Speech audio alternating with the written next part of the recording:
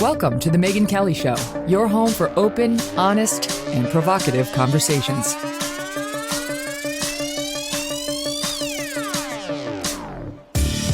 Hey everyone, I'm Megyn Kelly. Welcome to The Megyn Kelly Show. Today, we'll be speaking with parents who are fighting back over COVID restrictions.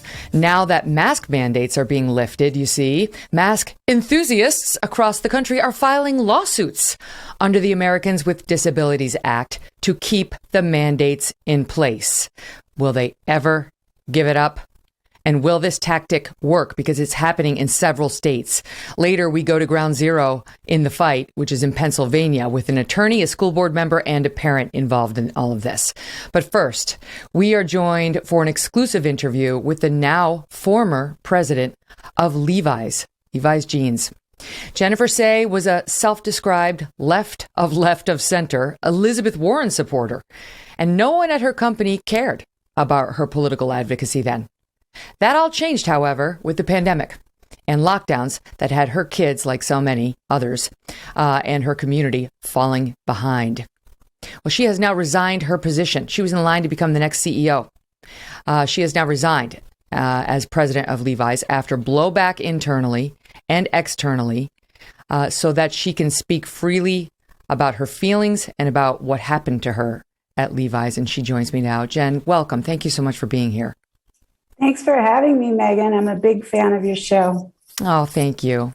So I think what you did is very brave. You spoke out repeatedly while at the company and then in the end rejected a 7-figure number so you could tell your story. And so let me just confirm that. So when it was clear to you, Levi's had it with you speaking out about COVID, they offered you $1 million to go quietly. They wanted you believed they'd have you sign a non-disclosure. And what did you tell them? Well, yeah, it was clear that there was not going to be a path forward for me at the company, especially since, the seat I sit in or sat in up until Sunday is really the seat that leads to CEO. So they certainly can't have someone in that seat if that's not a viable option. And yeah, they wanted me to stick around for a bit. And it's inevitable you sign an NDA when you get a severance package, not just as an executive, as anyone. And I knew I didn't want that. I wanted to be able to talk about what happened.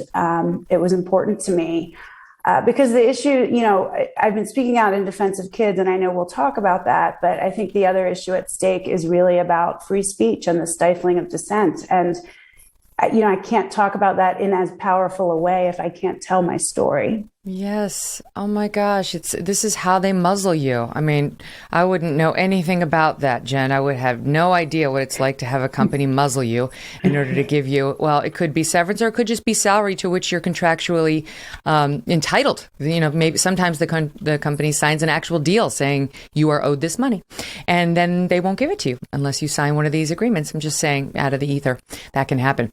But let's get back to you. So let's start. Don't know. 22 years ago. Let's go back a little further so that our audience knows who you are. I mean, you're an award-winning, you're a national champ in gymnastics. 1986, you are a national champion? That's correct. Often known as the worst national champion ever. I wear that with pride. What? It's not. Challenge. It's fine. So you were big in the gymnastics world, and that set you up for a career in leadership and exposed you to some world travel. And you wrote a great piece for Barry Weiss's Substack yesterday about sort of trips to Russia and how much they loved American gear, like jeans, and you'd bring them over there.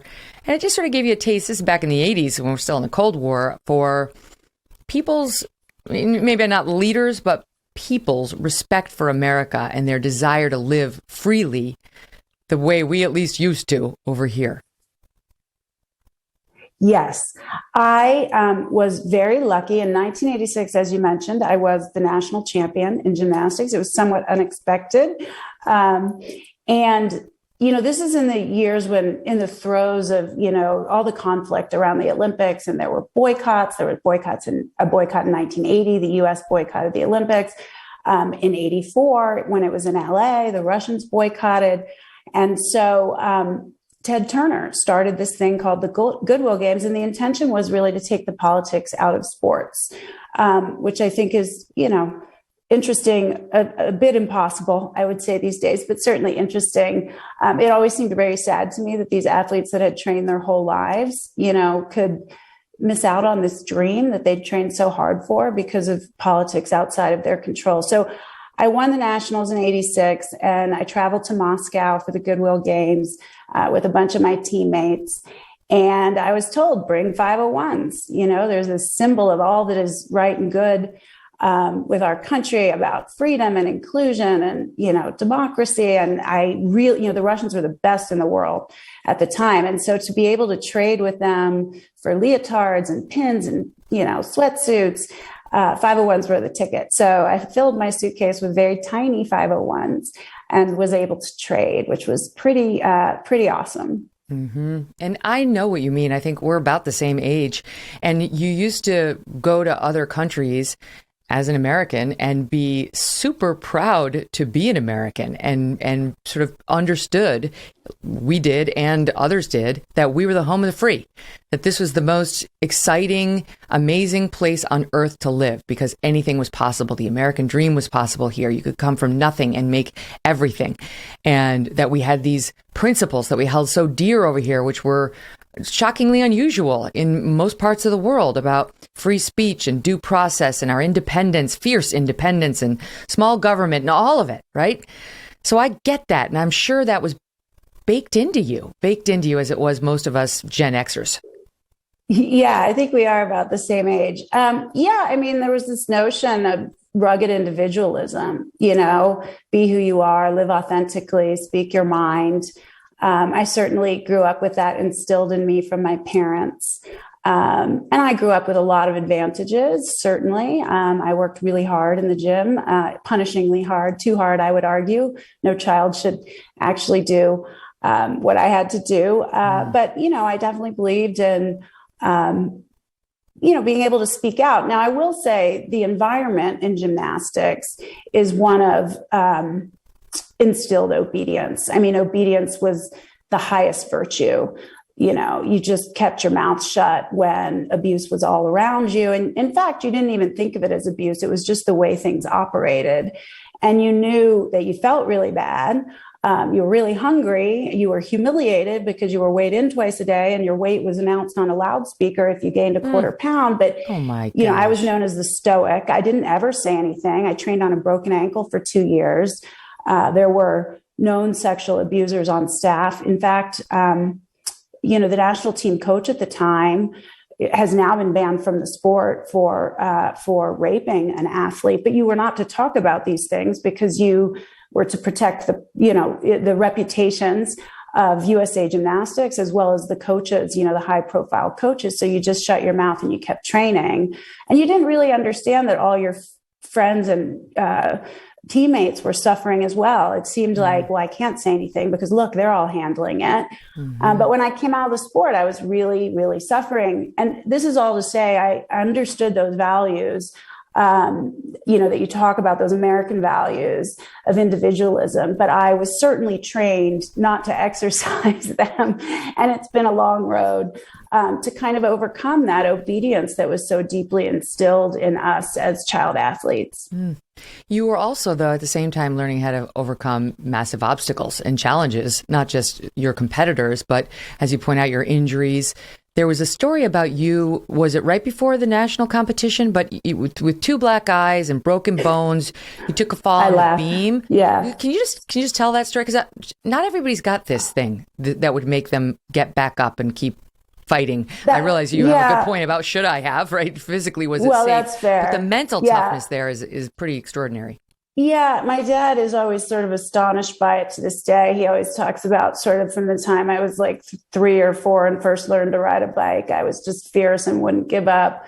So it was 1985. I was a member of the national team. I first made my first national team in, I think, 1981. So I was, 11 years old. It's a very young sport, as I'm sure you know, although I'm pleased to see that it's becoming more possible to do the sport a bit longer with the right training methods.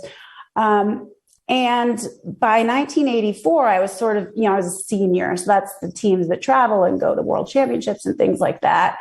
But I really wanted to break into the top 6. I was sort of, hovering around 7, 8, 9. And I begged my parents to let me go to this gym in Allentown that was a top club, a national training center. I went there in 1983. And by 1985, I had broken in. I think I'd placed 6th at a nationals. And then we had world championship trials. And, that was going to be my first major international competition. And it was a big question mark as to whether I'd make it. I certainly wasn't firmly established in that group. And a couple days before, as I was training at home and starving myself because I needed to make the weight that they gave me, I hadn't eaten in quite some time. I fell on beam and I hit my head and I fell to the floor, and I was sort of dizzy for a moment. I put my hand to my head and there was blood, and they took me to the hospital. Of course, I ended up had broken a finger or 2 fingers, and had needed stitches in my head, which I did not get because they didn't want me to have to shave the front of my head because that would look bad. It's a very aesthetically driven sport. Oh boy. And the doctor said to me, just know you could get black eyes because sometimes when you hit your head, it bleeds downwards. But I left and I was fine. I went to school the next morning. And mid-morning, everybody was staring at me. I looked fine when I went to school, but by mid-morning, everybody was staring at me. And I went to the bathroom and I had 2 huge shiners, like it had bled downward into my face. And I was sent to the nurse's office. And of course, they were concerned that there was abuse at home. And I reassured them by saying, no, this is from the gym. And they're like, oh, okay, that's okay. I did this to myself. Yeah, I did it to myself. I'd been sent twice to the nurse's office, once because I had a bunch of scrapes and bruises on my face. And every time it was fine because it was in the gym. And, this club in this was in Allentown, was sort of heroic. Everybody knew about the Parkettes. That was the name. And so if you said it was from the gym, it was just sort of dismissed as, well, that's fine. You can get black eyes and break your foot. Anyway, so I went to world championship trials with 2 black eyes and 2 broken fingers, and ended up placing 2nd, which was the highest rank I'd ever achieved. So then I went to world championships from there. But I had 2 black eyes and a couple broken fingers. But this was sort of standard operating procedure. I'd broken my ankle the year before, and I had gone back to training in like 10 days, got the cast off so I could keep training. It certainly wasn't healed. To me, I take your point about obedience in a sport like gymnastics and how it's reinforced over and over. But as I was reading your story, I also saw the development of something else, just a tenacity, getting knocked down and getting back up and having obstacles put in your way of something that you want. And you just keep jumping over them. You jump over them hurt, you jump over them hobbled, you just keep jumping over them. You're really not easily stopped, which of course becomes relevant over the past 2 years, right? And so to jump forward from the gymnastics to the start of your career at Levi's, and I should mention this is in San Francisco, that's where you've been based all this, past 20 plus years. But 22 years ago, you joined them in a junior position, marketing director, work your way up, chief marketing officer, global brand president. Clearly you're doing well, your career's going well. And you say that during all this time, not only were they fine with you taking political positions online, a lot of companies don't like that. Levi's was fine with it, but even Levi's would take political positions. It's San Francisco based, so not particularly surprising, but all of that was A-okay up until more recently. Yeah, that's absolutely right. And I mean, in all honesty, and I'm thinking, I'm ever evolving my views, which I think is good. I think, we always should stay open to new inputs. But I'll admit it was always one of the things I loved about the company. We used a phrase, profits through principles, take the harder right over the easier wrong. And I think especially when it pertained to employees, it was really meaningful to me. And it was one of the reasons I stayed there so long. It was the first Fortune 500 company to offer same-sex partner benefits. That's way before anybody ever talked about marriage equality. And they certainly got blowback for these things. It was only quite recently when we started, I should stop saying we, when they started talking out, from not just internally, but to our consumers and our fans about stances that we were taking, inclusive of LGBTQ rights and equality, women's equality, civic engagement through, voting. That was a big one. And so, yes, we were not shy about it, sometimes taking controversial stances.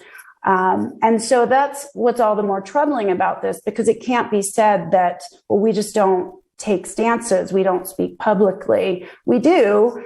It's just this. It's literally what I was saying. I mean, we ran a campaign that I led. I was the architect of, called Use Your Voice. And, I meant it. I meant it when I led that campaign. I meant stand up, say it, say the thing, say what you care about, make a difference. Individuals can make a difference. And yet when they were pushing it, they never dreamed that you would use it. And I wasn't to prescribing push politics they didn't believe in.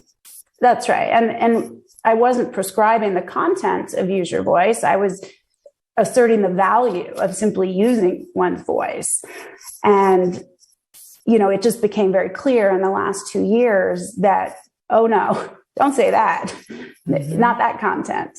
Use it, but not like that. What you were upset about was something that is now universally condemned, pretty much universally, which is school closures. It's not even like you were out on the thinnest reed, saying, I don't want vaccine mandates. That would be more controversial in left-wing circles. But don't close the schools. That was what they were so upset about? Yeah, I mean, that's what's sort of hard to swallow about all of this. And, I have been very focused on schools and kids in particular. I have views on some of the other aspects of all of this. But this has been an extension of child advocacy that started when I wrote my book about the abuses in the sport of gymnastics, and then made a film in 2020, Athlete A, or that came out in 2020, which further exposed the abuses and the crimes of Larry Nassar and featured the brave survivors who basically sent him to prison. So I just viewed this as an extension of that. It's children. I don't even view that as politics. I mean, yeah. Kids, that's not political. Isn't that something we can all agree on? Children and their right to a fair and equal education. It doesn't, people sort of keep deeming this political speech. I mean, I have to be honest with you. I never really even thought of it as political. It's like kids getting to go to school. Really? That's political? And, I very quickly became aware that when I first started, it was March of 2020. It was immediate. Because it just seemed so obvious to me that this was wrong. And that remote learning was a joke. Yeah, and that the age stratification of risk, I mean, following what was happening in Italy closely, the median age of death was 81. Children were gratefully spared. And so it didn't seem controversial to me. That's how naive and stupid, I guess, I was. I quickly learned that it was when I was, arguing with friends and family on Facebook. I sort of stopped going on Facebook and I went over to Twitter where I could argue with strangers, essentially. And how old are your kids now? Well, I have 4 kids. So I have 2 older, 21 and 18, who are in college. And I have 2 younger, 7 and 5. Okay. And so, you're watching your 7 and 5-year-old do absolutely nothing. I mean, it's what they were doing. Remote schooling is totally pointless. It doesn't get much better as they get older. But I had a 7-year-old during the lockdown, and he absolutely did nothing. I mean, it was completely pointless. It was like online babysitting. Yeah, it's absurd. I mean, for my child is 7 now, who's in first grade. We moved to Denver, and he's in first grade here. We came in the middle of kindergarten last year, so he could have some of a first year of school. It was a joke. I mean, we didn't make him do it. He can't read. How's he going to type and do Zoom school? It's like the dumbest thing ever. And, if you could say that a 6-year-old was depressed, which I think you can, we were just getting more and more concerned. And, we were a family living in a nice apartment, but an apartment with no yard in San Francisco. The playgrounds were closed for 9 months. Playgrounds. It was just cruel. And California was just, California schools stayed shut longer than any other state in the country. I could sort of accept it in the spring of 2020, kind of, when you could argue we didn't know that much. By fall of 2020, when the private schools all opened and the public schools, which my kids attend, stayed closed, then I was like, well, this is just classist ridiculousness. How can anyone stand for this? How can we think this is okay? how can we say we care about equality and only let the wealthy kids go to school? And my kids do have privilege, and I know they'll be okay. And we were able to, we have good Wi-Fi and all that, but they do go to public school. And I've always wanted them to go to public school. I believe in the public school system. But in the fall, it became clear schools weren't going to open even then. And I just became incensed. And then in the spring, when they put, they prioritized teachers for vaccination, promised that would be the end, and they still didn't open the schools. That's when I couldn't take it anymore. So you had been speaking out from the beginning. You'd been meeting with the mayor's office. You'd been writing op-eds. You'd been going on social media. You'd been just demanding that the schools open back up. Again, I mean, especially in retrospect, not a controversial position and 100% the right position. And the blowback began internally. I mean, it sounds like it was up and down the ranks. Your fellow employees, HR, corporate communications, all the way up to eventually the CEO of the company. That's where we're going to pick it up after I squeeze in this quick break. Don't go away. Jennifer's staying with us. If you want 2022 to start off right, you need to start the new year with some new meat. Good Ranchers. You need to remember this name. They send 100% American meat straight to your door. Good Ranchers, Good Ranchers, Good Ranchers. It's high quality, ethically raised, sustainably sourced, and it is delicious. Good Ranchers makes life easier and so much more convenient with all the great cuts of meat you can get. Fillets, pre-trimmed chicken breast, pre-marinated chicken breast, T-bones, ribeyes, salmon, shrimp, and more. Right now, you can get $30 off their already low prices by visiting goodranchers.com/Megyn, MEGYN, or by using my code MEGYN at checkout. You can do a one-time order or subscribe and save an additional $25 on each box. It's extremely affordable, and it does not sacrifice quality at all. Good Ranchers beef is prime and choice graded, and their chicken is better than organic. It's all individually wrapped, vacuum sealed, which makes it so quick and easy to cook. Now, they sent me some free Good Ranchers to try, before they started advertising. It was so good. I absolutely love it. I know you're going to love it too. I gave some to Abby. She was just telling me before we did this ad, I keep ordering it. She hasn't stopped. You just got to sign up for like the membership. She loves it and we love it too. We've also ordered more. Just try it. Try it once. Trust me on that. And then see for yourself how good it is. Okay. But don't wait to snag this special $30 discount because that's their biggest discount code they've ever offered. Go to goodranchers.com/Megyn, MEGYN, to save on the quality that you have been looking for and start the new year with a company that makes it easy to get high quality, affordable meat. You can cook more, eat healthier, and support local American farms and ranches with Good Ranchers. Use that code MEGYN at checkout today to save that $30. And enjoy the ease, convenience, and amazing flavor of Good Ranchers.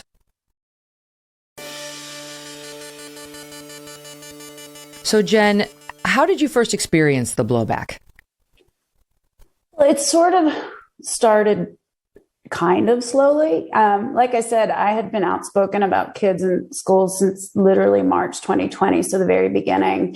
I didn't have a large following on social media at the time. I sort of thought, well, no one's on Twitter. I guess they're not paying attention. That boy, was I wrong. And by the summer of 2020, I did get a call from our head of corporate communications, my peer, my friend, saying, you might really want to think about toning it down.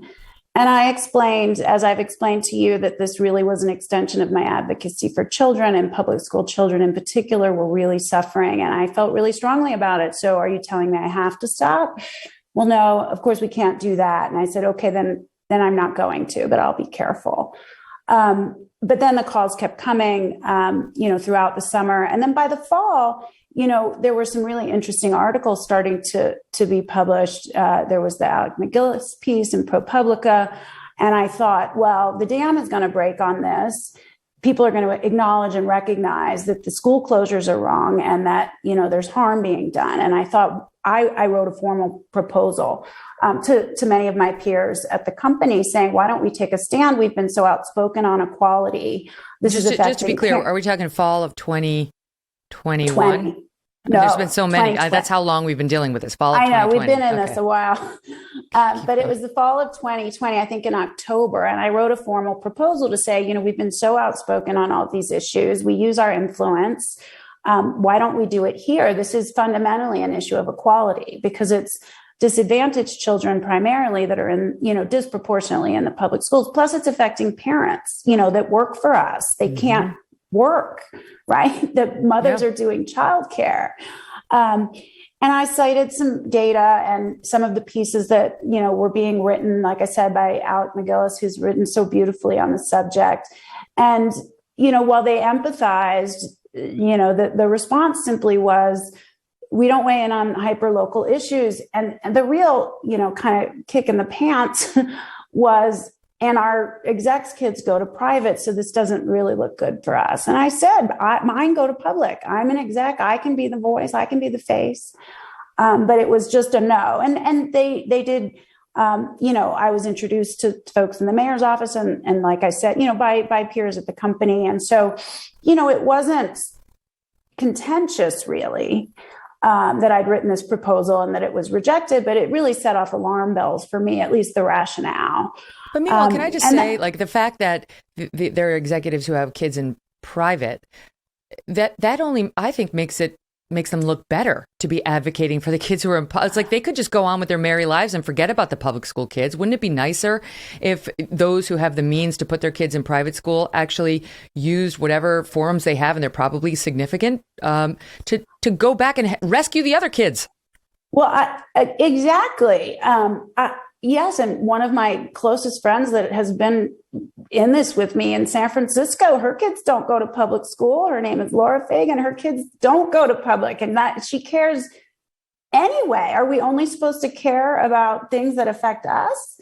I mean, one of those sort of, things people are saying, well, she's so privileged, she should just shut up. It's like, so are people, I'm not denying that I've been very lucky and I have privilege and my kids do, but does that mean I'm not supposed to care at all about people that don't? That's what makes it better. You could be sitting, I'm sure you can afford a tutor. You, like you said, you got the laptops, you got the Wi-Fi. You probably have very sophisticated friend circles if you needed to via remote learning to get your friends what they need and your kids what they need. It's the people who don't have means, who need advocates, who don't have high power positions at massive corporations or can get on cable news primetime. Those are the people who, they need people like you to make a stink. That's all just bullshit. Those excuses are bullshit to try to get you to be quiet on a message that they didn't support. Yes, all of that. I completely agree. And I don't think it takes a ton of imagination to know how these children are being harmed. I mean, I obviously know the families in public school because my children have been in public school in San Francisco since, 2005. So I can see it with my own eyes, but I don't think even if you can't, it's a total failure of imagination to not believe or understand that these children are suffering. It also just reveals the hypocrisy, obviously, because the real reason was, it makes us look bad, and it also goes against the Democratic narrative right now. Yes, that's right. And, I'm a lifelong Democrat. I've said this, publicly many times. You mentioned it. I've never not been a registered Democrat until very recently. I'm now unaffiliated. That's what they call it here in Colorado. And I just feel it's a total failure by the Democratic Party. I mean, this principle of protecting children and equal access to public education. I thought that Democrats cared about that, and they've failed. They've dropped the ball, and it just became it was this like unspeakable, horrible thing. You couldn't say it because it contradicted what they were doing. And you're right now, Megyn, it seems uncontroversial now, but you and I both remember that in the fall of, in both New York and California, if you advocated for open schools, you wanted to kill teachers, you didn't care, you wanted to kill grandma, and you wanted to kill Black children. So the slander was intense, Well, speaking of that, so I know you were accused of, among other things, and I've talked about my one friend in New York who her kids, similar to San Fran, they were New York publics, kept at a school almost the entire school year last year, all fall and virtually all of the spring. And so late spring, when she's fed up, she finally went to an Open the Schools rally and she got called a white supremacist. And it was like, wait, what? That was a head turn. Like, wait, what do you mean? I just want my kids to be in school and your kids to be in school, but they went to the race place, which they did with you too. And I know for a good reason you found that particularly obnoxious and ill-founded. You can explain why. Yeah. And yes. And I mean, ours were closed all through the spring of 2021 as well. And I mean, I think they opened a couple days for kindergarten and, homeless children that were in particularly challenging situations, but it wasn't a meaningful opening. But the accusation of racism, as well as I would say eugenicism, which I also find quite puzzling, came early and often, came immediately in the summer of 2020. And it just is absurd. I have 4 children. I don't want to use my children in any way as a shield. But my 2 older children are mixed race. My first husband is Black, and those children, are mixed race. And so this notion that I just want to kill Black children, which would include my own, is just patently absurd on its face. And so as those accusations came, I rejected it. I didn't even sort of cower in the face of it because it's so patently absurd on its face. And I don't think that I would need to have Black children for that to be absurd on its face. I mean, it's just something that makes your case a little bit more unique. I mean, they don't care. Nothing will inoculate you from charges of racism or bigotry. Really, it doesn't matter which issue you pick to defy the left on. It could be something having absolutely nothing to do with race, and they'll hurl that at you to undermine you. So that's the point, is it just shuts down all conversation, because that makes you an unemployable person to be called that and to be accused of that. And so it's supposed to make you just sort of shrink away and stop talking, because no one wants to be called that. It's a horrible accusation. But I reject it on its face. Well, they use it so often, they've made it less horrible. I mean, that's the irony of their tactic. They've undermined a word that we need to remain strong for good reason. And they're doing their level best to completely water it down and make it meaningless. So when you look back, the head of corporate communications came to you. I know that at one point the HR head came to you, and the CEO gave you a mild brush back at first, right? Like, be careful, something along those lines.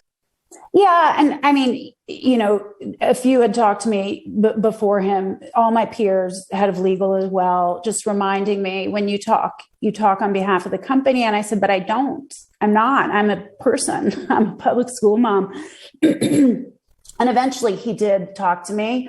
It's not something he likes to do, have these unpleasant conversations. He's a very nice person. CEO. Yeah. And he's a nice person. He doesn't like to have these unpleasant conversations, which I understand, but he did.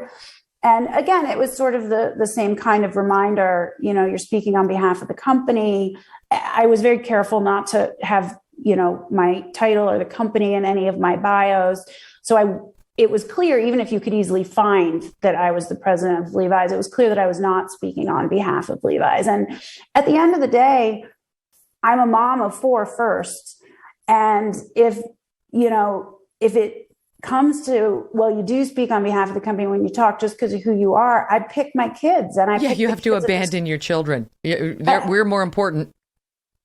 Yeah. I mean, I picked my kids and the kids in this country. It's not just about my kids. It was the kids in San Francisco, the 50,000 public school students who were home, not getting an education. So, I made my choice. I knew, I think, as I continued to persist and push back and watch my tone, I definitely was diplomatic.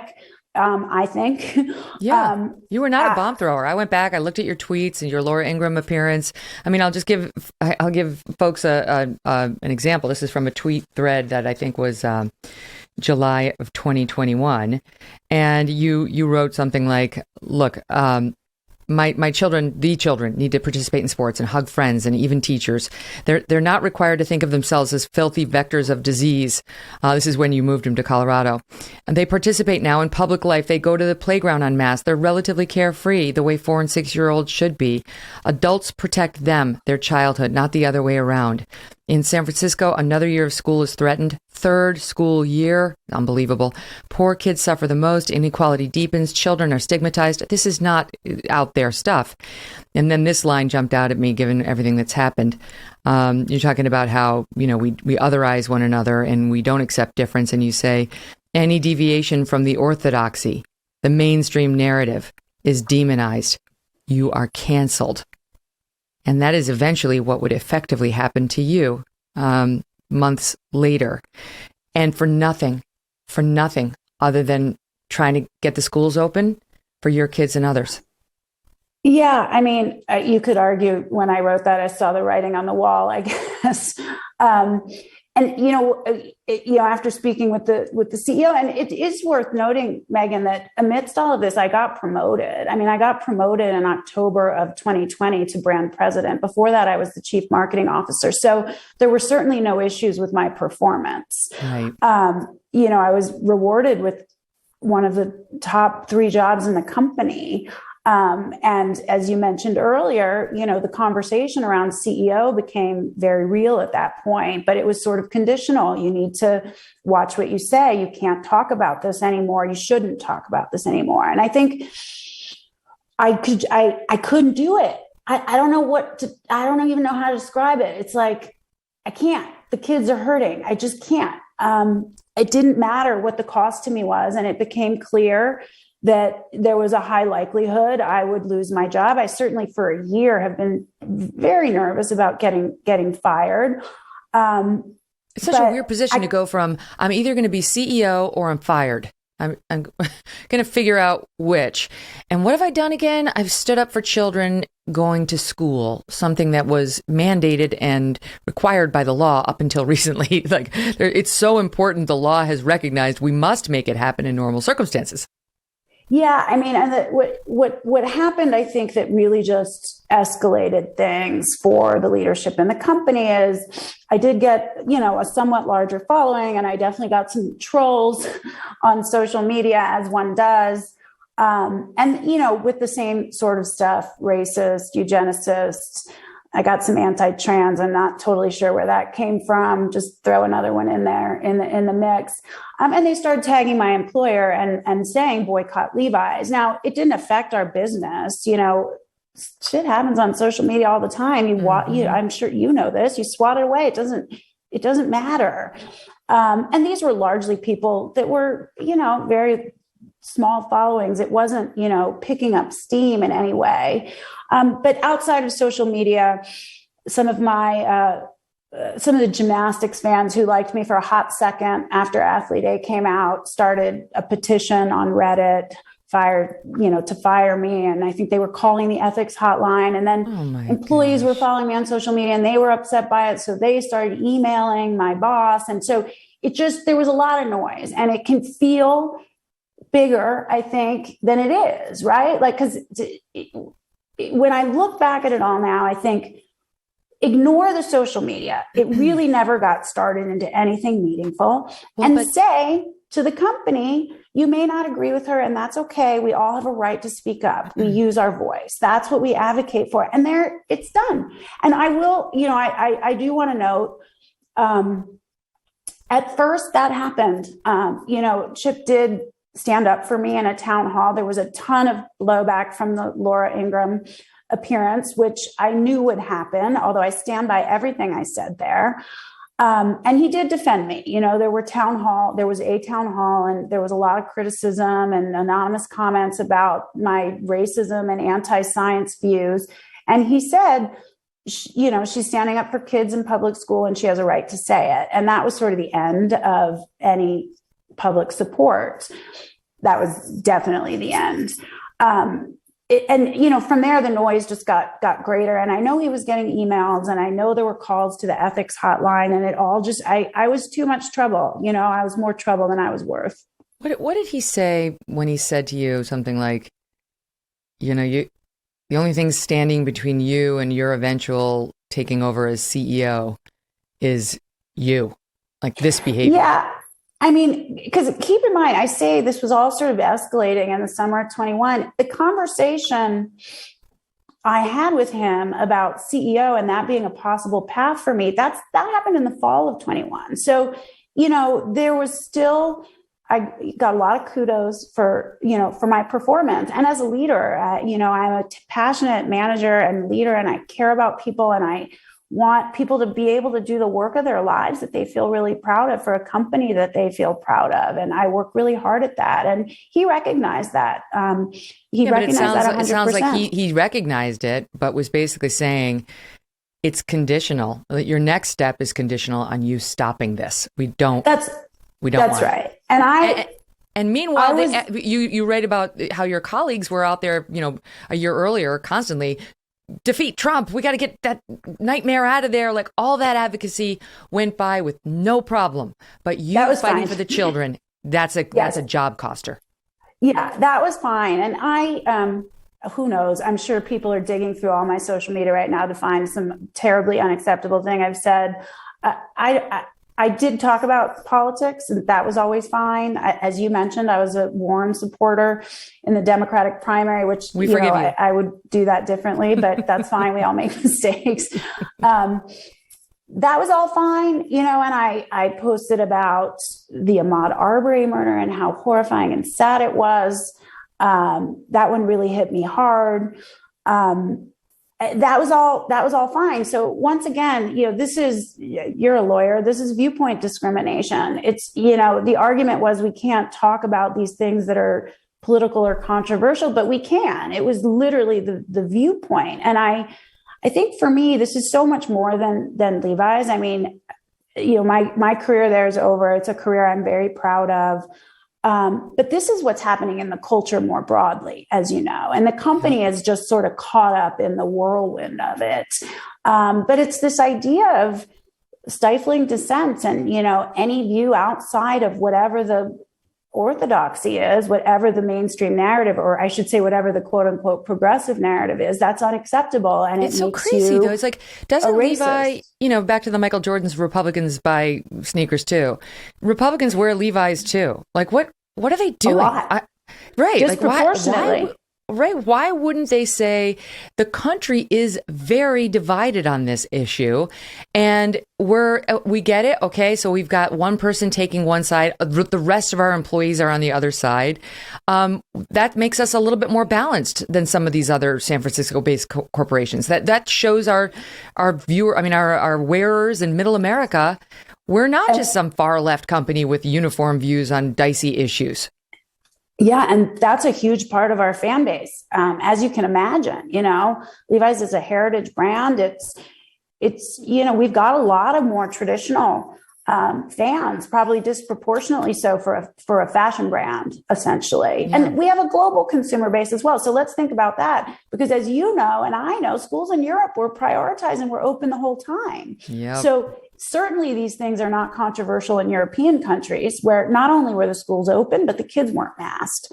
So, it seems so clear. Well, it seemed clear to me all along. I don't know if it's clear to them in hindsight that there was a different way to handle this. I certainly think companies are going to need to think long and hard about how they handle this. It's an age of social media. I don't believe you can ask employees not to be on social media. I don't think you can ask them to sign when they join that they're not going to talk about anything on social media.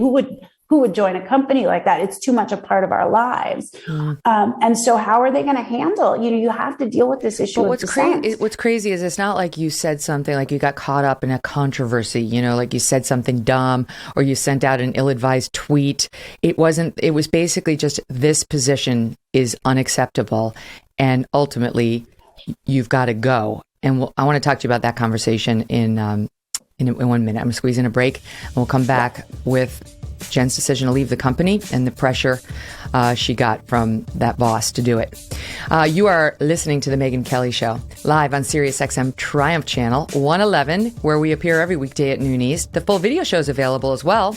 If you subscribe to our YouTube channel, it's free too. YouTube.com/Megyn Kelly. You can get some great clips there too.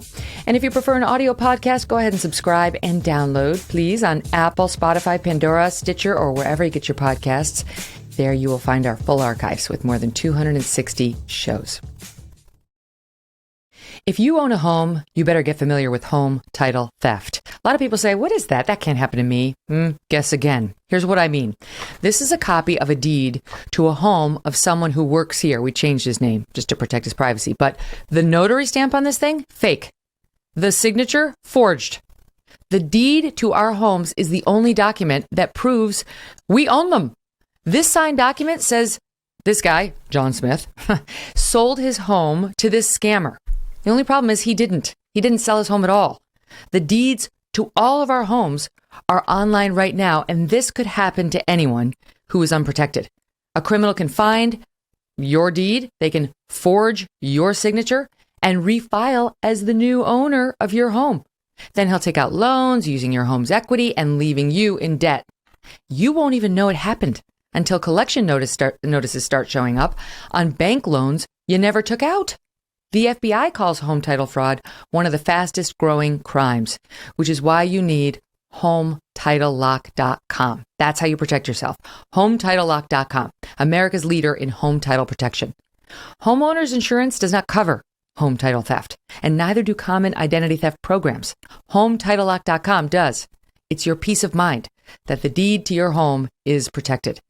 Visit HomeTitleLock.com/MEGYN, Megyn, and use the promo code MEGYN for your 60-day money-back guarantee. That's HomeTitleLock.com/Megyn, and use the promo code Megyn. HomeTitleLock.com. Check it out.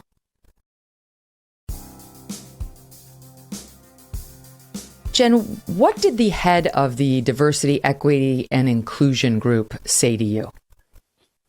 I was asked to do an apology tour in the spring of 21. And I was told to basically say I'm an imperfect ally, which I didn't say. I agreed to do it because I thought I'd get fired. But I basically just did what I'd been doing, Megyn, which is explain myself and my stance. And for a moment that seemed to satisfy, but not for long. So they're still operating under the pretense that you've caused some harm to people of color by your positioning that we need to open the schools, which is a lie. The head of HR also came to you. And what did the head of HR say to you? Well, she acknowledged, and she's been much more sort of on our side of things, I would say, than anybody else. And she acknowledged privately that these policies were both classist and racist, but that we still needed to be very careful, we being me, as to what we said about it. But it was a year and a half at this point. I knew that the writing was on the wall. You got the head of HR saying, these policies you're fighting against are racist. You got the head of DEI saying, go out there and basically cop to not being an ally to the black people. And you got the head of the company saying, you're going to be the next CEO if only you would just shut up about all this open the schools nonsense. Meanwhile, you won the battle because today is the day of the recall election of the school board in San Francisco. The San Franciscans are getting ready to dump this school board that put these policies in place that you've been fighting against. They're going to do it. That recall looks like it's going to go the right way. I think it's extraordinary. So, but that's today. It was Sunday you resigned. So did the company, how did they not soften, right? Did the CEO come to you and say, Jen, you got to go? Like, what happened? I mean, he basically said, yes, it's all been too much, as you'd predicted. There's not a path forward for you. We'll give you the severance. The expectation was I stay for a while till they found my replacement. And I just decided I wanted to leave on my own terms. Were you stunned? I mean, I know you'd been worried about it, but like. I wasn't stunned. I was relieved. It had been a really difficult 2 years. I was relieved to have an answer. I just needed to decide how I wanted to make my exit. I wasn't clear. I do want to thank Barry Weiss and Common Sense. I reached out to her and she was willing to publish something that I wrote. And I thought through how I could leave on my own terms. That was important to me, that I leave on my own terms. She's a warrior. She's awesome. And she's another, former liberal. I don't know how she would describe herself today, but she's certainly, closer to being red-pilled than she was 4 or 5 years ago over issues like this nonsense, and critical race theory and all of it. That's made her look at the world in a different way, just like you. This is the same CEO who said, derisively, that you'd been acting like Donald Trump. He didn't like that. He liked it better when you were openly pro-Elizabeth Warren. They didn't like that either. I mean, they didn't dislike it enough to sort of stop me, but obviously businesses were a little bit nervous about Warren. So I'm up against a break, Jen, but what next? What's it going to be for you? I am super excited. I'm looking forward. I want to write another book, a memoir about, how to kind of screw up your courage and use your voice and how you have to keep re-upping to do that. And I just started my own production company. I'm going to make another documentary. Good. And to those, I mean, you wrote it in your piece, but just final question. Do you think Levi abandoned its values? I do. I think inclusiveness includes all voices, and this was not an inclusive approach. Yeah. They've got some soul searching to do on their end as well. We look forward to your next act, and we'll have you back on to promote it too. All the best to you. Thank you, Megyn. Nice to meet you. Greatly appreciate it. Up next, the latest legal tactic to keep mask mandates on. How many of you have been thinking about a backyard makeover as we start to see summer? It's like a ways away, but if you're making summer plans, like a master spa's pool or spa, now's the time to be thinking about it. You're looking at that backyard thinking, I wish I did have a pool. Wish I had room for a pool. Well, if you're that person, you're going to love this idea. And your family and your friends will too. Get yourself a Michael Phelps swim spa by Master Spas. A Michael Phelps swim spa combines the benefits of a pool with the therapy of a hot tub.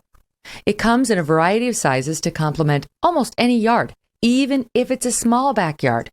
Michael Phelps swim spas by Master Spas have a water current, so you can swim, even though it's not this huge pool. It's not like an Olympic laned pool, but you can swim. You can do aquatic exercises. You can have fun with the kids. This will reinvent family time in a way that's fun, relaxing, and great bonding. The water buoyancy will relieve pressure on aching joints. You can enjoy pure relaxation in the massage therapy seats of the swim spa. And since it's heated, you can use it year-round in any climate. Michael Phelps swim spas are 100% made in the USA by Master Spas, the world's largest swim spa manufacturer. You are going to love your Michael Phelps swim spa by Master Spas. And Master Spas has a special offer going on right now. Go to masterspas.com, put in the promo code MK to save $1,000 on a Michael Phelps swim spa or $500 on a Master Spas hot tub. That's masterspas.com, promo code MK. Welcome back to the Megyn Kelly Show. There's a new effort underway now to keep masks on our children, even after one state Supreme Court ended the school mandate. This is actually happening in state after state, something similar down in Tennessee, and there's more. In recent weeks, nearly identical lawsuits have been filed throughout the Commonwealth of Pennsylvania, targeting the new mask optional policies in certain school districts. Lawyers accuse these districts of violating the Americans with Disabilities Act by making masks optional, saying that they are endangering the lives of our most vulnerable children. My next guests have been intimately involved in this fight. I want to introduce you to J. Chadwick Schnee, who's an attorney who battled the state over school mask mandates and is battling. Jarrett Coleman is a newly elected school board member in Lehigh County, Pennsylvania. He's a guy just like you. He's a parent who was ticked off at his 3-minute time limits and said, I'm going to run for school board. Then you're going to have to listen to me as long as I want to go. And Jamie Walker is a mom from Bucks County, Pennsylvania, who's been fighting the school mask mandate from day one. Chad, Jarrett, Jamie, thank you all so much for being here. Jamie, I want to start with you. You hated the mask mandates. Same. Yeah. You did something about it. You, in Pennsylvania, did something extraordinary last spring when you got the legislature to basically pass a constitutional amendment saying the governor cannot have emergency powers unless we specifically in the legislature give them to him. And so it was great. All right, that's a win. But then, even though his emergency powers had been taken away, we get to August and he issues a mask mandate. So it was like, wait, you don't have the power to do that, sir. You don't have the power to do that anymore. Let's just start there, because that must have been a true moment of elation when you won that particular fight and it was ruled that he did not have the power to institute a mask mandate. Yes, it was. And our school board voted to actually get rid of masks shortly thereafter that. So we assumed going into the next school year that we would be mask optional. So this is great, because this is an example of the citizenry fighting back and saying, we don't believe you're not a king, to the governor. You can't do this to us indefinitely unless you have the support of the voters. Voters in New York, voters in Connecticut, we're all feeling this at the moment, where it's like, nobody voted for these policies. How can they be in place for 2+ years? So you guys did something about it. The court says, Governor, you don't have these powers. You can't issue a mask mandate. Okay, so great. You have a joyful summer thinking, when we go back to school, we're not going to have the masks on. What happened in August? Because I know a lot of machinations took place. What happened? So in August, the way Pennsylvania works is we have 67 counties. 6 counties have a local health department that can create their own guidance for schools. So in Bucks County, our health director, Dr. David Damsker, created guidance for schools that said mask optional. So our school district, Central Bucks School District, which is the largest suburban school district in Pennsylvania, decided to go with his guidance that was created on August 15th. We thought everything was going to be. What was his title again? Sorry, Jim. What's his title again? He's the director of the Bucks County Health Department. He's a board certified public health doctor, which there's maybe one in this that runs the local health departments. Okay, keep going. Okay, so our school district voted on July 27th to follow his guidance and to go back to school using a flu model of mitigation, which means you don't have to wear masks, you don't have to quarantine children. School was going to be basically back to normal. The guidance was issued. Well, we voted, then they issued guidance. And then on August 31st, our health secretary of Pennsylvania, who was an attorney, decided to issue a mask mandate, which was then deemed illegal in the Supreme Court.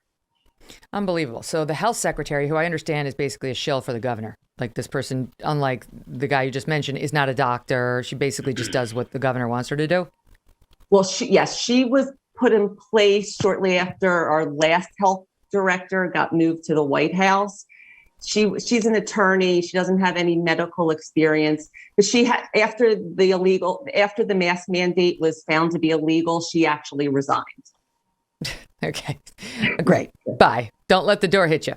Okay, so you guys are rolling along, and this guy, Dr. David Damsker, he seems like a straight shooter. The guy says, look, I'm in charge of public health here for Bucks County, and this is what I see. And then this is an excerpt from what he said. At the moment, the numbers are low.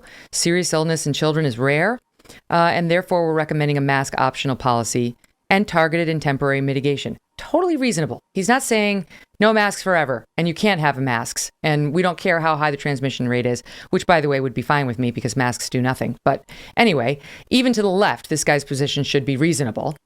But basically what I understand is they essentially peng shuied the guy. He got disappeared for 2+ weeks. And then suddenly the governor's shill, who's a little higher than him on the public health totem pole, handed down a mask mandate for how wide was it? Well, Dr. Damsker put out his guidance on August 15th. Then all of a sudden on August 23rd, the guidance mysteriously changed and we never heard from him again. And then but the schools in Bucks County were still not going back to putting masks on kids. So then on August 31st, that's when the Allison Beam, who is no longer works for the state of Pennsylvania, put the mask mandate in place.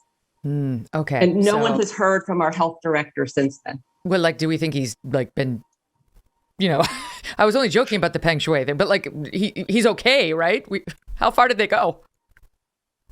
He hasn't been able to speak publicly. Like, he had a pretty good relationship with our school boards. He came to the June school board meeting, and that's what allowed our school board members to vote to get rid of masks, because he spoke at our school board meeting. So in my understanding, he had a really good relationship with many of the school board members.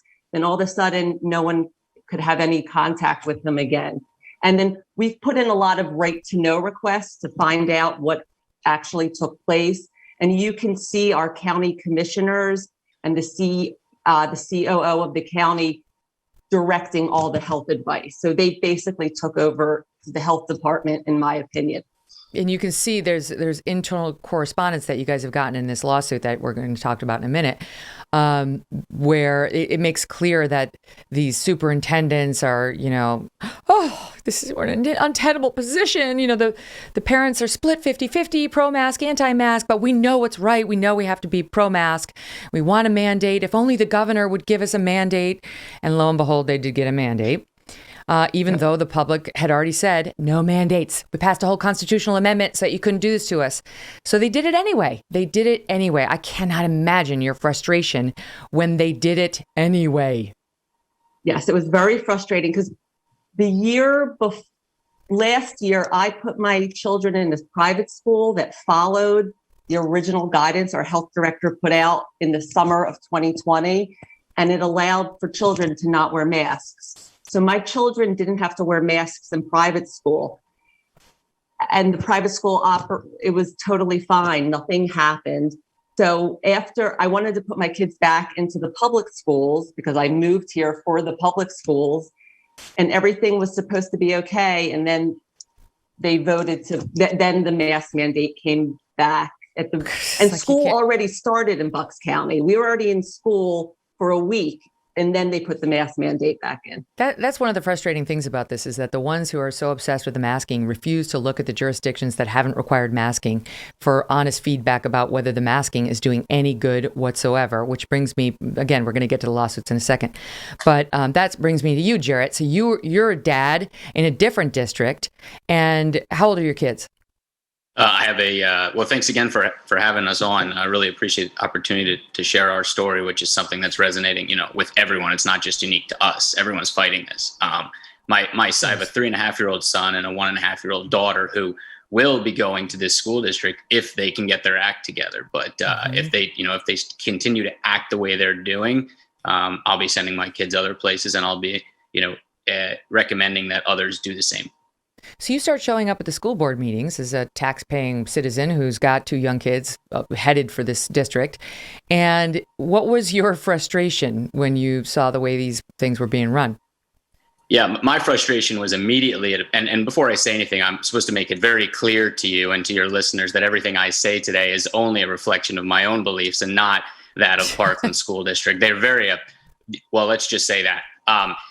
I think what became clear to me as a taxpayer and as a parent, when you would go to these board meetings and you'd approach the board, your place to air your grievance or your concerns, the board would look at you. They'd apparently hear what you say, but they wouldn't even provide comment. They wouldn't even reply to parents. They just stared at you almost as if they're looking right through you. And so can I tell you the satisfaction that I have been given now, where they can no longer look, down and through me. Instead, they're now looking across the stage at me. And now they're forced to hear the community. It's just, awesome. It's apparent that these boards have become complete rubber stamps for the administration. And if that's the case, I'm not even really sure why we have a board to begin with.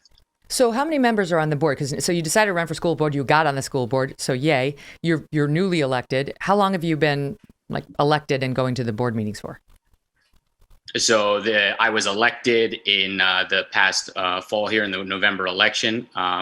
There were some issues about challenge in the area. That's another story. And so my seating actually as a board member was delayed, which is just hilarious. But I was finally sat later in December into January. And so now sitting on the board for I'm sure your fellow board members are like, how the hell did he get on? Why would the voters and it's amazing. Jarrett on? And Megyn, that's the thing. They don't get it. They're completely amazed. And it's that's the thing. It's not just I have these feelings. It's everyone. It's It's everyone out there has the same thoughts, and the numbers show it. When people go to the polls, people are upset with what's going on. They're sick and tired of being gaslighted, and it just continues. And until we take back the boards, flip the balance, and retake our schools, this is going to be a struggle everywhere. So how many people are on the board? We have a 9-person board. And how many people are on your side? I'm the one on my side. It's 8 to 1. About 9,000 community members, I'd say. Yes. Wow. Okay. So in the community, I mean, I imagine that the politics are reflected in the community, that it is majority Democrat, which tends to mean, well, not so much anymore, but sort of far left Democrat, which means pro-mask mandate for the most part. Yeah. And I mean, it's a vocal minority that show up with fears that all the children are going to die from COVID. Just they're very vocal, and they're against mask optional policies in the area. But look, I mean, now we know the data, that the science doesn't support their argument. It's falling apart now. And yet they still cling out of this fear or this obsession with this virus and with these masking policies. Mm-hmm. Yeah, we've seen it. We love David Zweig, who's written great pieces for New York Magazine. I'm sure you guys have seen him in The Atlantic, taking a hard look at these so-called studies that they claim support the masking of children. And he's just completely debunked them. I mean, it's junk. And the biggest one, which I know, Jarrett, you mentioned when you went off at the school board meeting, was by the CDC in Georgia, that showed of 90,000 children that the masks do nothing. They do nothing. And the CDC turned around and promptly began ignoring that in favor of these other BS studies that they claim support masks, but in fact do not. So, and by the way, now he's getting hit by some left-wing publication that nobody reads, and I choose not to publicize here, because they're sad. These crazy mask enthusiasts, again, they're sad that their masks are going away. And so they want to lash out at anybody who's starting to sort of win this battle, namely the children. It's the children. Exactly. It's not because of you. Exactly. It's not because of David Zweig. Exactly. It's because the children need to have this garment taken off of their damn faces so that they can learn properly.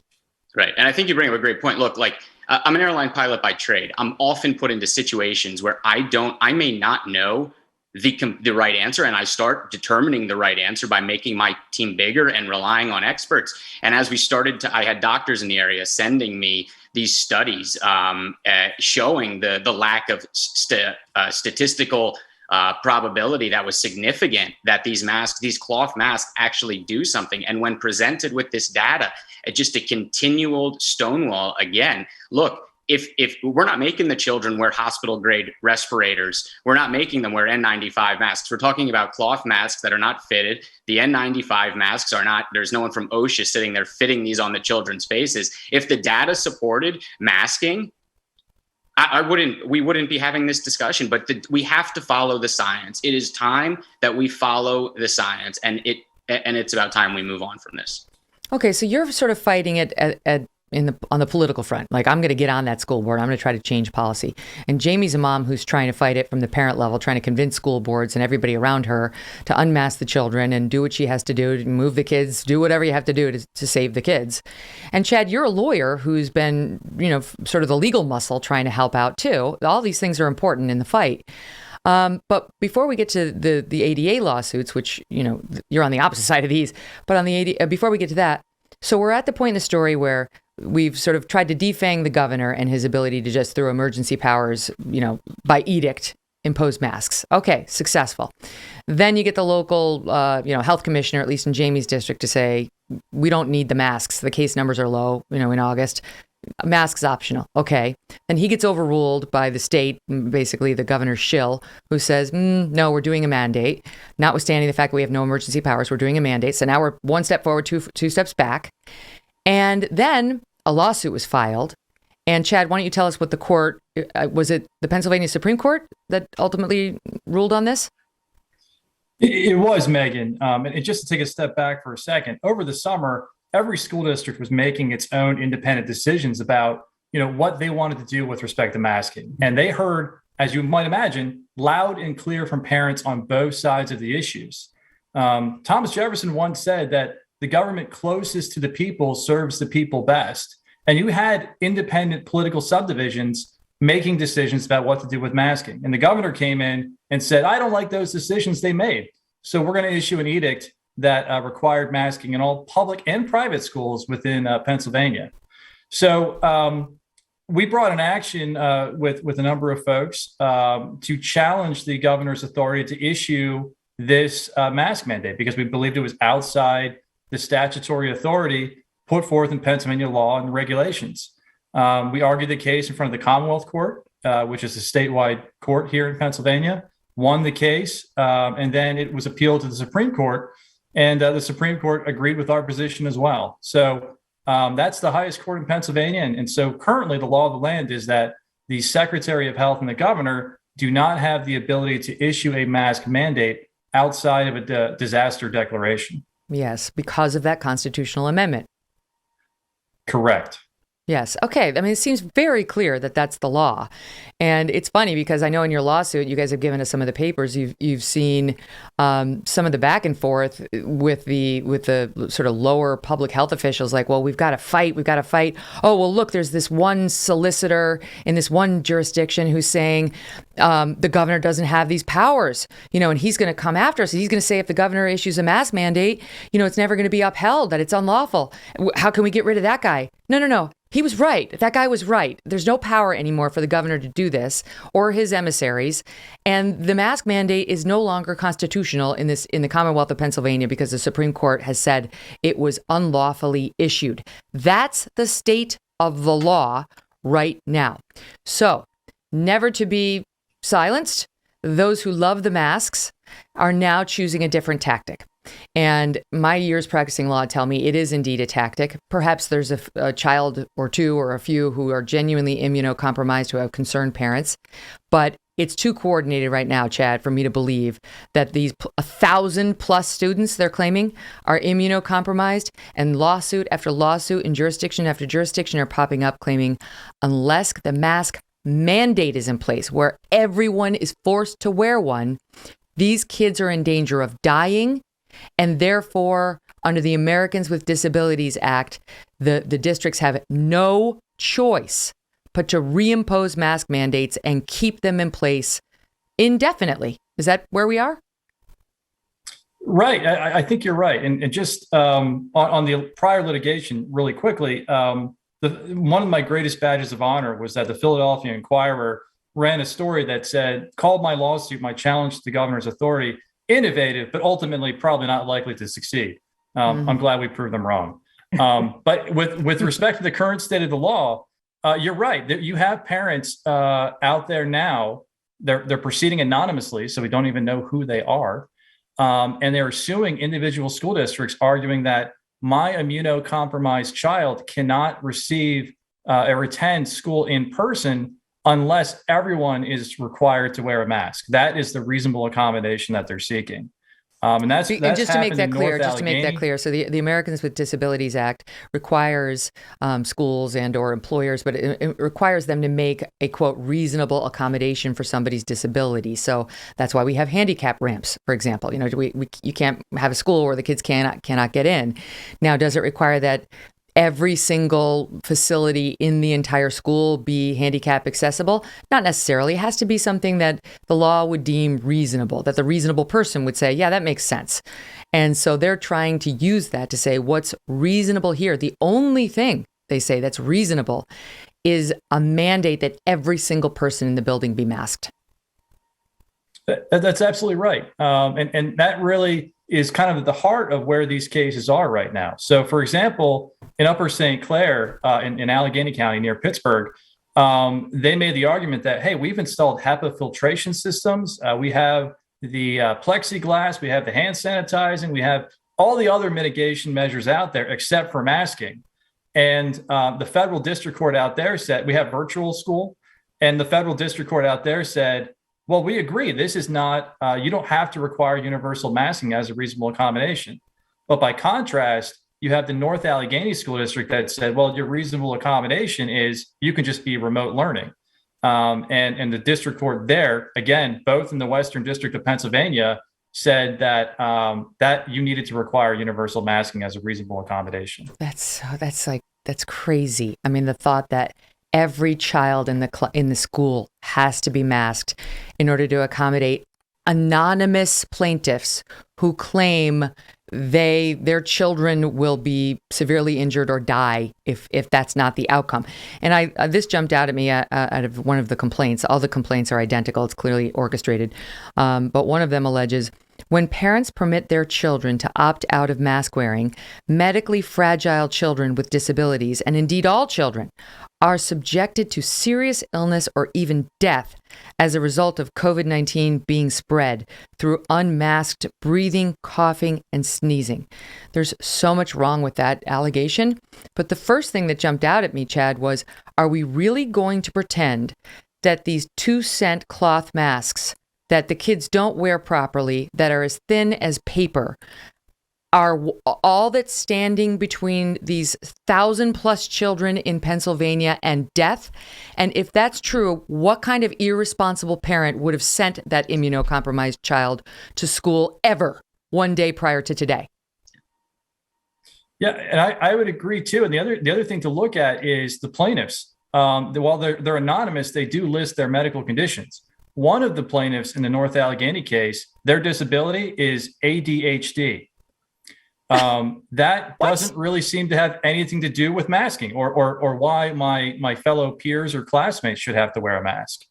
But you're absolutely right. I mean, I think the ultimate question is, there hasn't been any hearing that I'm aware of in the United States about the efficacy of a cloth mask. And I think it's about time that a judge schedules a hearing and takes evidence and has testimony about whether these cloth masks actually work. Is the mantra that my mask protects you and your mask protects me, is that actually correct? It certainly is not in today's day and age. And we know that from Omicron. And that's one of the questions I have for you, which is how does that change, the dynamic right now, since we know it's incredibly spreadable with or without the mask, with or without the vaccine. And so does that change the positioning in this case? We're going to pick it up there. And I'm after this, I'd love to ask you some of the hardest questions. Like I'm going to steel man the other side's position and see if you think, it holds water, right? Because that's a better debate than just all of us agreeing. Jamie, let me just go back to you for 1 second, because the sort of place that got us here is that frustrated parents, right? Frustrated parents who are seeing what's happening to the children. And Pennsylvania being a purple state, it's gone blue more recently, but it's pretty purple in terms of its makeup. What would you say the divide is in terms of pro-mask mandate, anti? I think in the beginning, when the last school year, it was 50-50. But going into this next school year, the one we're in now, most people did not want masks. They wanted their kids to get back to normal. Mm-hmm. Because when they dropped the mask mandate the end of June, I think it took 1 or 2 days and basically all the kids were not wearing masks. And do you talk to, I don't know what your politics are, but do you talk to your more left-leaning friends, and where are they on it? So a lot of my left-leaning friends, I feel like I don't talk to that much anymore. When this all started, I made some new friends. Yeah. Yes, you made new friends. This is happening. Oh my God, this is like a big story, I think, in the COVID weirdness. Just like the end of friendships, but also the beginning of new friendships. Yes, I joined a Facebook group back in May of 2020 called reopenbucks.com, and we all just became really close, and we kind of fought this together. We put in a lot of right to know requests. We spoke at board meetings. We put a lot of timelines together to help figure out what took place in our county and how we got to where we are. It's been such a legal zigzag. I mean, you must be getting legal whiplash out there. Like victories, no, they're gone. More victories, no, they're gone.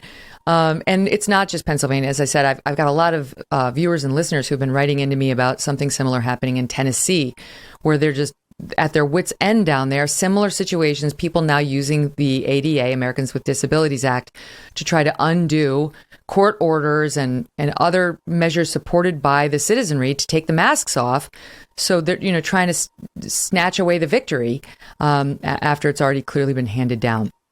All right, now, Chad, yes, I want to ask you this about the lawsuit. So this is when I mentioned 1,000 alleged students who are disabled, that's just one district. I mean, according to these lawsuits, you have thousands and thousands of disabled children all across Pennsylvania who could die if they go to school without the other kids wearing this mask. And nobody in Pennsylvania is even proposing the N95 masks like they do in LA. So it's like, it's always going to be the tiny little piece of paper in front of the kid's face, not properly worn.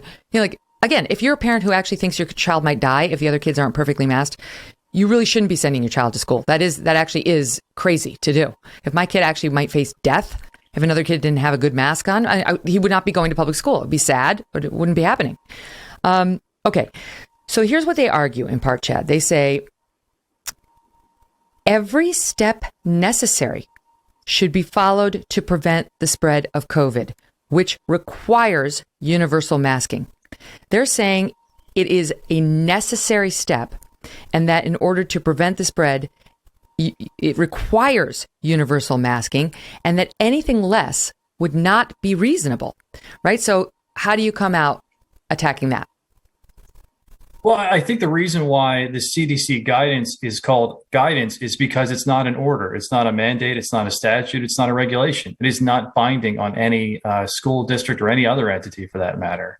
The problem is that there are a host of different mitigation efforts that can be done and have been done by school districts out there to help stop the spread of the SARS-CoV-2 virus and prevent the infections of COVID-19. It cannot be the only reasonable accommodation out there because there are other things that have done. And the other aspect too is, you can take the same legal argument that is being made in these cases and apply them for students that have a hearing disability or perhaps a speech pathology issue where they need to see lips in order to understand speech and help articulate speech sounds. And you can make the argument that their reasonable accommodation is instead that no one should be allowed to wear masks. No peers and no teachers should be allowed to wear masks because otherwise these students with hearing disabilities and speech pathology issues cannot see the lips of their fellow students and teachers. Would the law recognize the risk on the one hand is alleged death or severe illness versus the risk on your hand being difficulty understanding or being understood, right? Will it weigh the relative risks in figuring out what's reasonable? Well, there hasn't yet been a dueling lawsuit where both have happened in the same school district. So I do think there are different harms being alleged.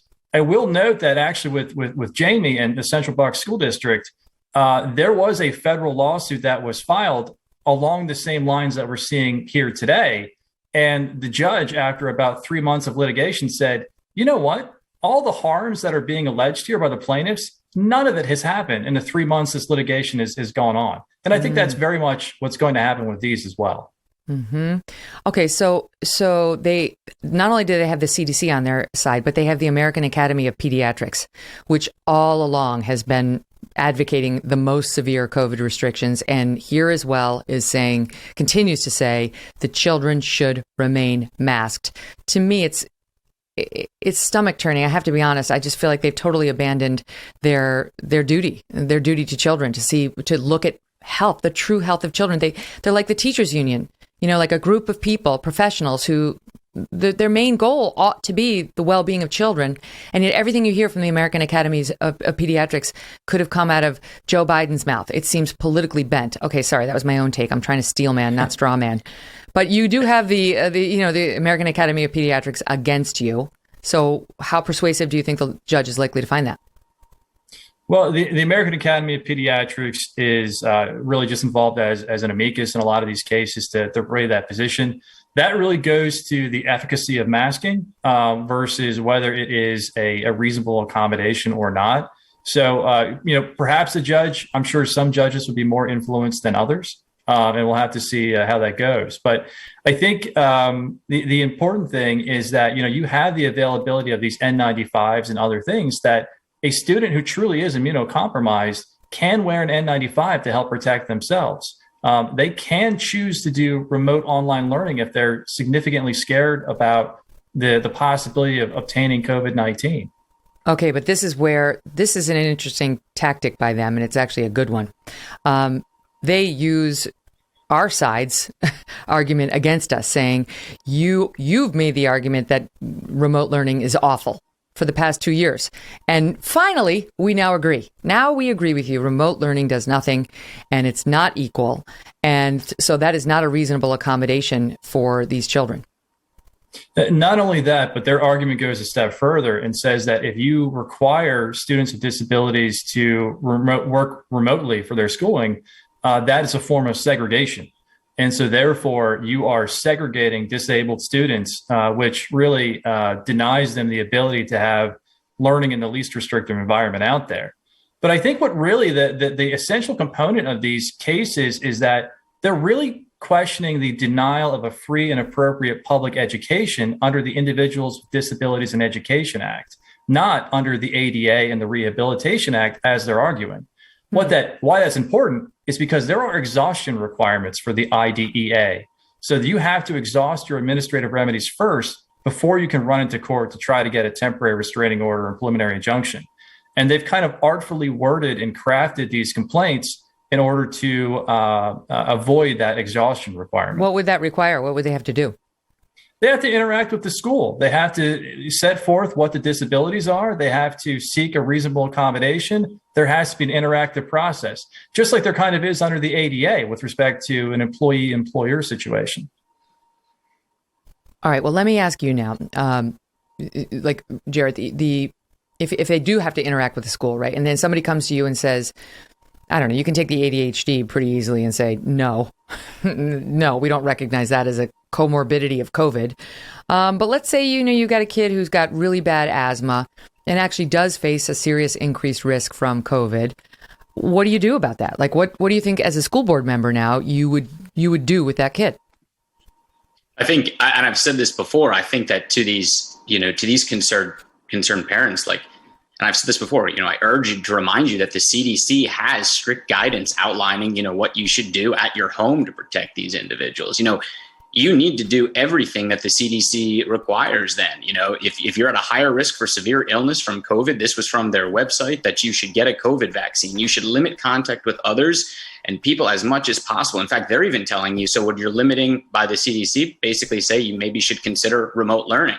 Wash your hands as often as possible, avoid close contact, 6 feet with others outside your household, clean and disinfect frequently, touch surfaces, and avoid all unnecessary, travel. These are per the CDC recommended guidelines of what you can do to protect those who are at higher risk of contracting the virus. And it's not a pleasant discussion to have, but I think we have to start thinking, what is the acute damage for some children to be out of school versus the large impact of damaging 10,000 children per district and what we're doing? I mean, to put this into perspective, Megyn, I heard from a parent the other day, their child's in second grade.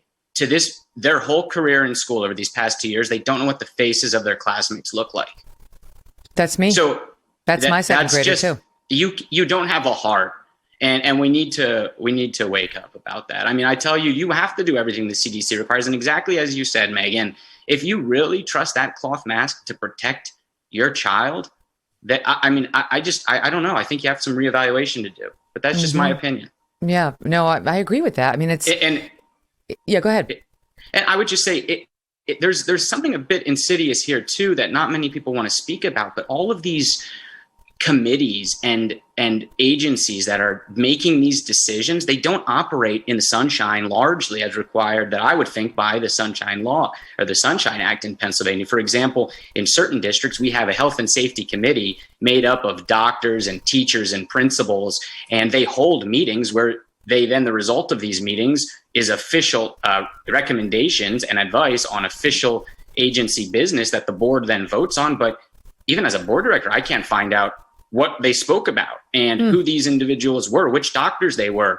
And so we want to unmask the kids. We also have to unmask the government here, and they need to be transparent with what they're doing. Well said.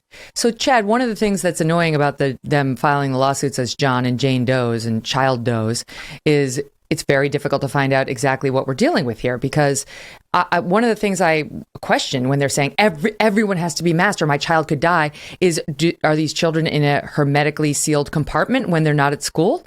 Do they have any activities outside of the school setting? Because that would be one of the very first things I imagine you as the lawyer would hire a PI and start looking into. And you issue a discovery request saying, let's see all activities that little junior's involved in and risks that you've been taking even prior to COVID, because there's pneumonia and there's common colds and there's flu and there's all sorts of things that go through the air. So right now, at least, you're hampered in defense because of that.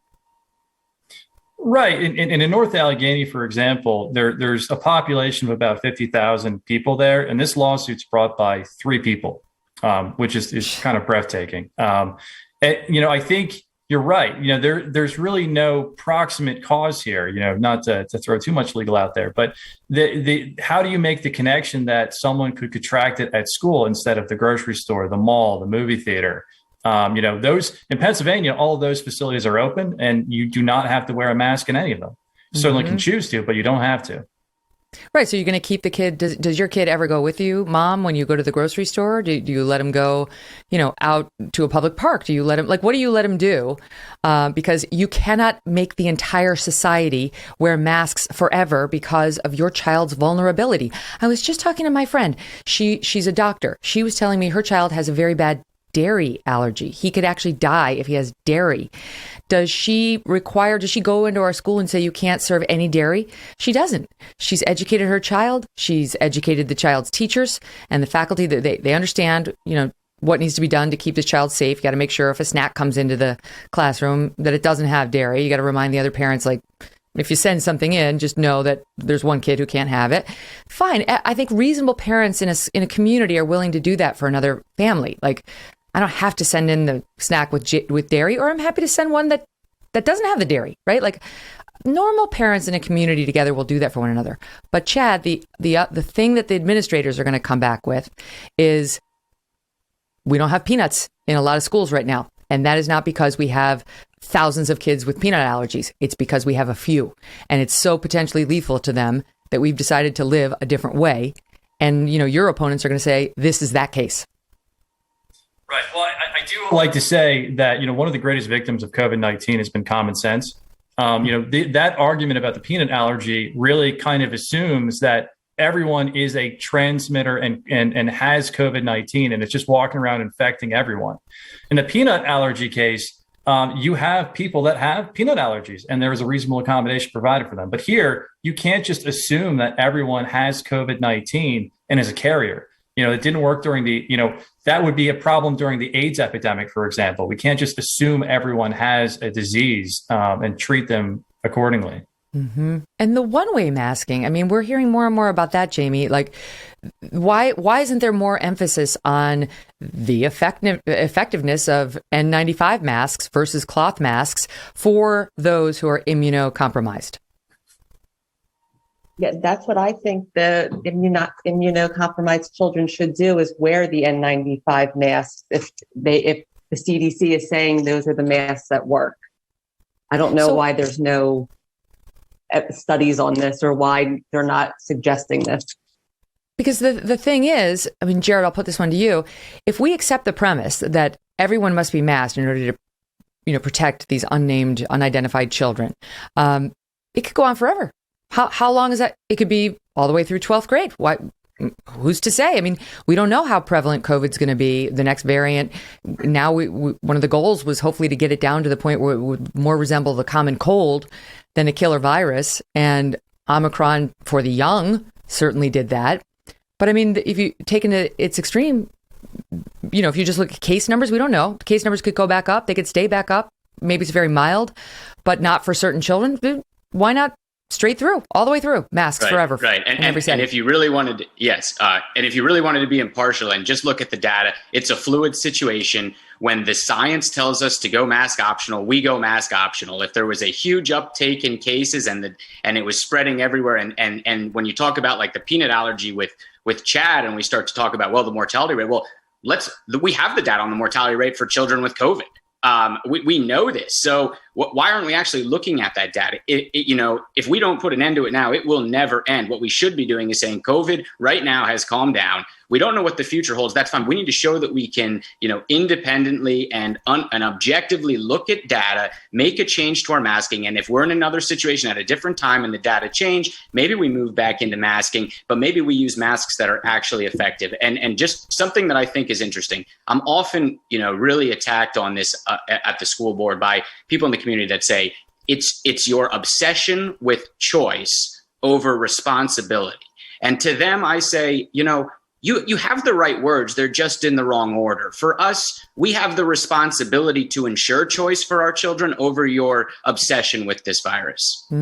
So I right. also think, you can also look at in Pennsylvania at Central Bucks School District. We are the largest suburban school district. We are mask optional and everything is fine. I don't know why there's not more emphasis on Bucks County. We have over 75% of our children are mask optional in the county of Bucks. Most of the kids are 3/4 of our children are mask optional. And the county right next to us, Montgomery County, one of the ADA lawsuits was filed. That's 25 minutes from my house. Why didn't the judge say what's going on in Bucks County? It's working. The children don't have to wear masks. Mm-hmm. Yeah, that's why they don't emphasize it, because it's working. If it weren't working, you'd hear a lot more about it from the media and everyone else following this. So, Chad, last piece of this. So they write in there in this, one example lawsuit, the necessity for masking is greater now than ever. Okay. And that the schools have an obligation to ensure the safety of the students. Your response to that? Yeah, I think there was a time at the very beginning of this when we were dealing with a lot of unknowns and everything was very fluid and changing on a day-to-day basis, that masking may have been an important thing to consider at that point. But now we've lived with COVID for 2 years. It's been, I think, almost the 2-year anniversary of 2 weeks to stop the spread or to flatten the curve, right? I think we're in a position where the numbers are going down. And it's not spreading in the school like everyone fears it will. I know you've had a split in decisions out in Pennsylvania. Some courts have gone one way, some courts have gone the other. So it'll go up and get decided probably by the Third Circuit Court of Appeals. That'll affect everybody in the state. And we're seeing it bubble up, here, there, and everywhere. This actually could wind up in the U.S. Supreme Court potentially. And so it's a good thing that we have a little bit more of a conservative bent at right now. Although I don't know on masking, I'm just not sure about the Supreme Court. It's full of a bunch of old people. Just saying, they seemed pretty cautious, and we'll have to wait and see how it plays out. But good luck, Chad. I appreciate it. Jarrett, you as well, and Jamie, thanks for fighting the good fight. Thank you. Thank you. Thanks for joining us today. Tomorrow, a fascinating thinker and best-selling author, Arthur Brooks, is going to be here. He's talking about his new book on finding happiness, success, and purpose. Wouldn't you like to have those 3 things in your life? Well, you will by this time tomorrow. So don't forget, in the meantime, to download The Megyn Kelly Show on Apple, Pandora, Spotify, and Stitcher. Leave me a review over Apple. I read them all. Got a great one the other day about Willy Wonka, which I loved, and I'm thinking about changing my tagline as a result. Also, check us out at youtube.com/Megyn Kelly and hit subscribe there too, if you would be so kind.